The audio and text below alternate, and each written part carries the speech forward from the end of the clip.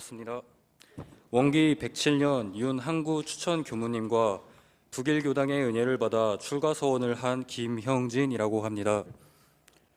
지금부터 제가 돌고 돌아 이 고맙고 소중한 자리까지 오게 된 시간과 그 안에서 느낀 점에 대한 말씀을 나눠볼까 합니다.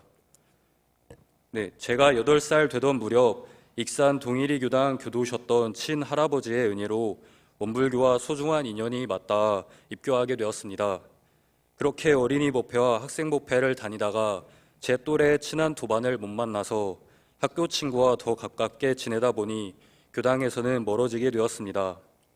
그렇게 시간은 흘렀고 하고 싶은 게 무엇인지도 모른 채 성인이 되어 사회로 나와 온갖 경험을 쌓으며 살았지만 그 과정에서 어릴 적 교당에서 배웠던 원망 생활을 감사 생활로 돌리자는 말의 실천과 중요성을 망각하고 살았습니다.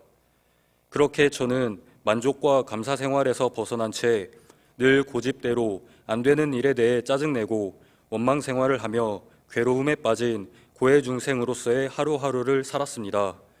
감사를 잊자 점차 삶을 부정적으로 건조하게 바라보게 되었고 그럴수록 사소한 일에도 제 갈등만 더 커져갔습니다. 그렇게 살다 보니 무언가를 원망하거나 미워하는 마음으로는 늘 똑같은 괴로운 삶을 살 것 같아서 이 괴롭고 부정적인 순환의 굴레를 변화시켜야겠다는 생각이 들었습니다.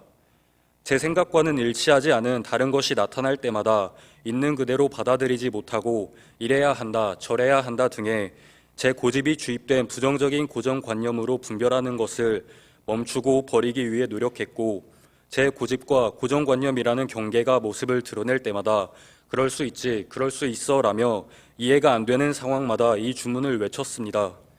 그렇게 갈등 상황에서 회피나 저항을 버리고 있는 그대로 수용하고 받아들이자 정말 기적처럼 괴로움이라는 경계로부터 자유로워지는 편안함을 느꼈습니다. 그렇게 저는 제가 만든 마음의 옥살이와 강박이라는 철창과 욕심의 속박에서 벗어나 따뜻하고 상쾌한 바람을 느끼는 자유를 맞이했습니다. 무거운 괴로움을 내려놓고 마음이 한결 가벼워지고 편해지니 마음의 여유가 생겼고 고통 속에서 저처럼 깨달음이 필요한 사람들과 마음을 함께 나누고 싶다는 생각이 들었습니다. 그래서 처음 교당에 나갔던 어린아이의 마음으로 12년 만에 청년이 되어 다시 돌아왔습니다. 다시 나간 교당은 낯선 공간이었지만 마치 옛 고향에 방문한 것처럼 반갑고 편안했습니다. 어렸을 때와 다른 것이 있다면 특별한 이유도 없이 그냥 나갔던 교당이 이제는 12년이 훌쩍 지나서야 제 안의 갈등과 괴로움이라고 하는 업을 해소하고 원만하고 지혜롭게 다스리는 정화하기 위해서라는 특별한 동기가 생긴 것이었습니다. 어릴 때는 왜 마음 공부가 필요한지 중요한지를 몰랐습니다. 하지만 이제는 다릅니다.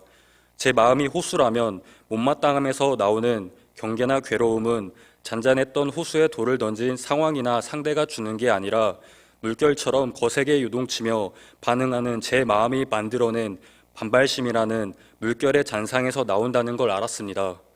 이런 잔상은 세상을 나에게만 맞춰 바꾸려는 욕심으로 제 강박과 고집대로 원망과 저항심을 내며 호수에 반사돼 파동치며 수긍하지 못하는 제 모습을 담아 욕심과 괴로움으로 일렁이는 제 마음을 알 수 있게 거울처럼 비춰주었습니다.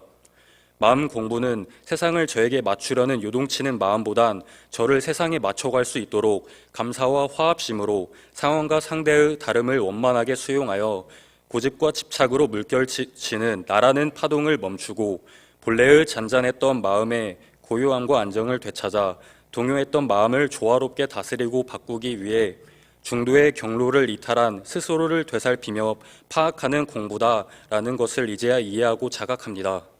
그렇게 마음 공부를 통해 영원할 것 같던 캄캄한 괴로움이라는 밤이 끝나자 빛이 보이며 깨달음이라는 아침이 찾아왔고 사소한 경계가 오더라도 반성하고 되돌아보며 일상에서의 감사를 찾는 마음 공부에 늘 집중했습니다.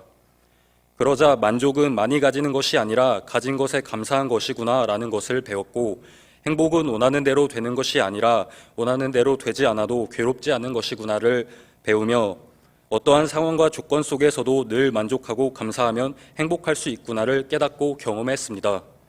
그렇게 저는 제 마음을 들여다보고 나아가 저에게만 국한된 작은 깨달음과 공부가 아닌 다른 사람의 마음까지도 헤아리며 선한 영향력과 큰 깨달음을 함께 찾고 나누는 사람이 되면 좋겠다는 발심과 소원이 생겼습니다. 지금까지의 삶은 저의 괴로움만을 치유하고 돌아보기 위해 살았더라면 앞으로의 삶은 저처럼 수많은 탐진치의 고를 가진 일체 생명을 도탄으로부터 건지고 병든 세상을 치료하는 재생의사의 삶을 살아야겠다는 마음을 정했습니다. 삶 속에서 수많은 이론대도한 은혜를 받고도 감사를 잊고 은혜를 모르고 살았던 어리석은 저는 오직 탐진치에 가려진 제 괴로움에만 급급하고 연연하며 집착하다 보니 세상을 온통 원망과 고통으로 물든 곳으로만 왜곡되게 꼬아서 편견을 갖고 보았었습니다.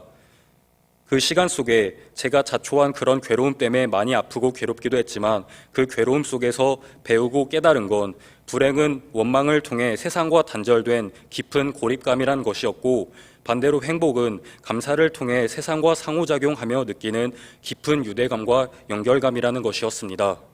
세상을 분별로부터 꼬아서 바라봤던 시절을 버리고 이제는 꼬인 것이 풀리듯 진흙 속에서 활짝 피는 연꽃처럼 그러한 제 부정적인 업의 굴레에서 벗어나 경계 속에서도 수행을 통해 참마음과 자유로운 열반을 구하는 수행자이자 저와 같은 마음의 괴로움이라는 업을 가진 사람들의 업장 소멸을 돕기 위해 늘 애쓰고 노력하겠습니다. 성장은 시련 속에서 피어나고 성숙은 고독 속에서 피어나며 깨달음은 괴로움 속에서 피어나고 연꽃은 진흙 속에서 피어나듯이 아직도 부족한 게 많은 중생이지만 수많은 은혜와 도움 덕분에 북일교단과 이렇게 소중한 인연이 닿아 북일교단 출신으로 출가서원을 세우려 합니다. 이런 인연이 되어주심에 너무 감사하고 부족한 만큼 제가 더 정성스럽고 열심히 공부하도록 하겠습니다. 이 영광스러운 자리에 올 수 있게 도와주신 많은 인연과 사은님께 감사드리며 끝으로 부족한 제 이야기를 시간 내서 마지막까지 경청해 주신 여러분께 진심으로 감사합니다. 감사합니다.